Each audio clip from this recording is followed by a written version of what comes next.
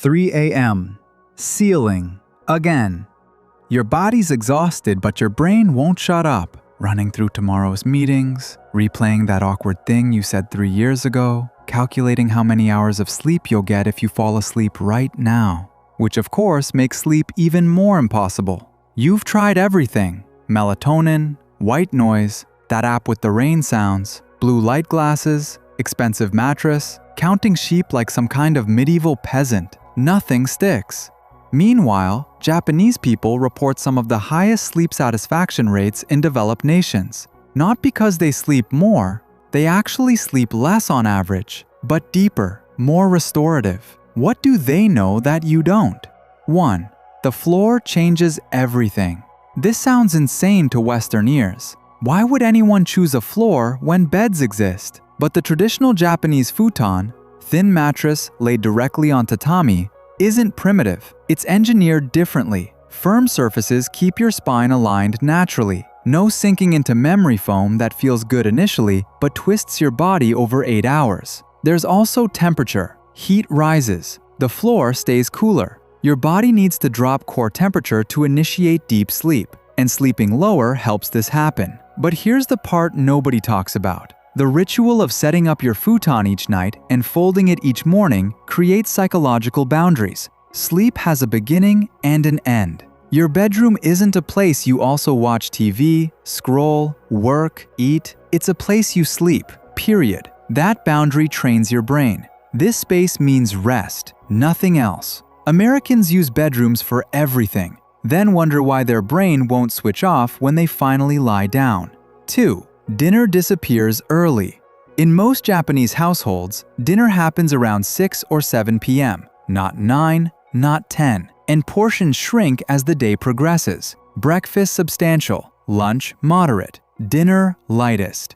Your digestive system isn't designed to process heavy food while you're horizontal. When you eat late, your body is working, churning, processing, generating heat, exactly when it should be winding down. That food coma feeling after a big late dinner, that's not restful.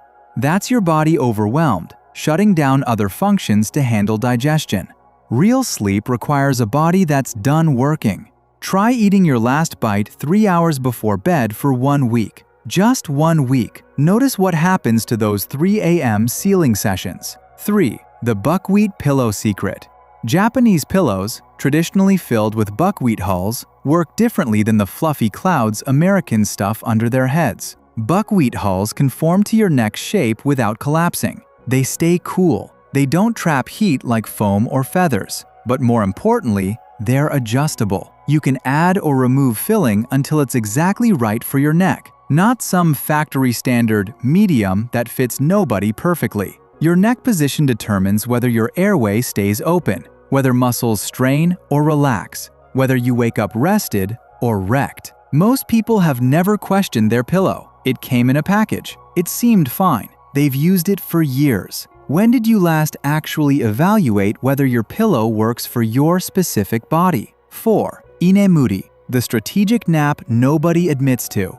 Here's something strange about Japan. Napping in public isn't shameful. It's almost respected. On trains, in meetings, at desks. They call it inemuri, sleeping while present. The logic? If you're tired enough to sleep anywhere, you must be working hard. It's proof of dedication, not laziness. But underneath the cultural permission is something physiological. Short naps, 15 to 20 minutes, don't replace nighttime sleep. They supplement it. They clear adenosine, the chemical that builds up during waking hours and makes you feel increasingly tired.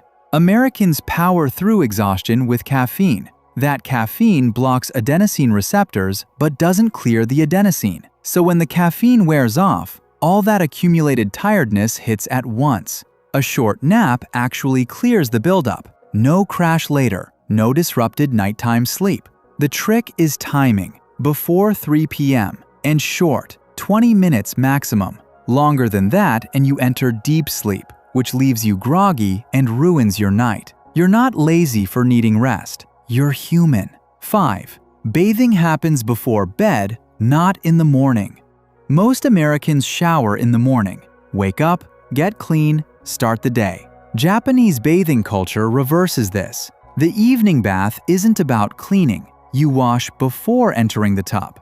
The soak itself is about temperature manipulation. When you immerse in hot water, your core body temperature rises. When you get out, it drops rapidly. This drop signals your brain that sleep is coming. It triggers melatonin production naturally. The hot, then cool cycle mimics what your body tries to do anyway at night. You're just helping it along.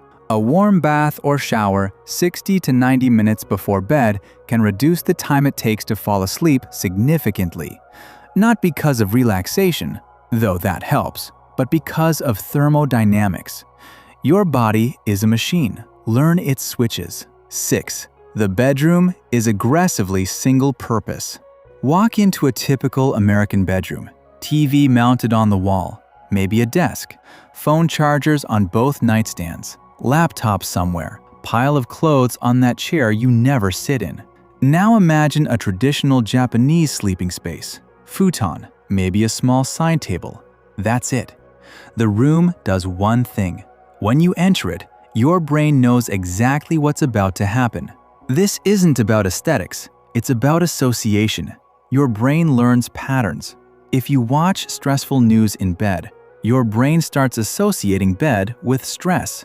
If you answer emails in bed, bed becomes work. If you scroll social media in bed, bed becomes stimulation. Eventually, you lie down and your brain thinks, okay, what are we doing here? Sleeping? Working? Watching? Scrolling? Confusion, alertness, wakefulness. Japanese spaces eliminate this confusion. Sleep happens where sleep happens, nothing else. You might not be able to empty your bedroom completely, but you can remove the TV, charge your phone in another room, make the bed sacred again. 7.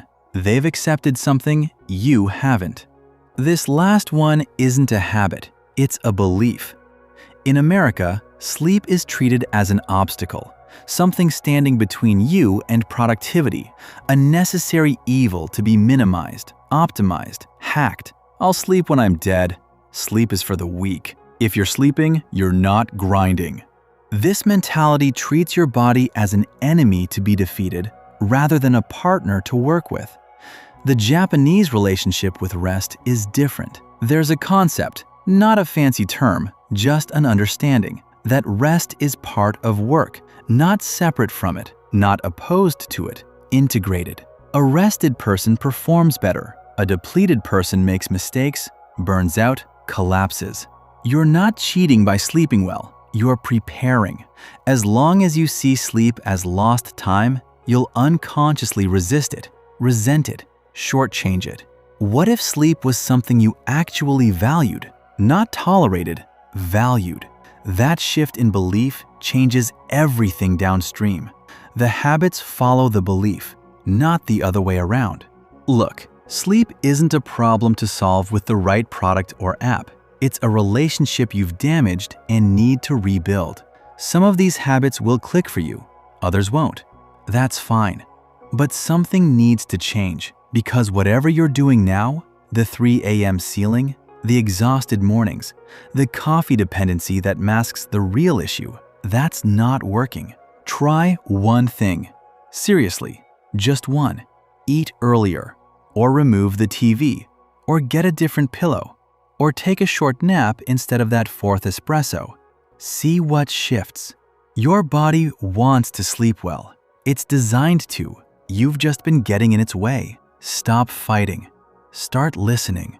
If this hit, stick around. More coming that you won't expect.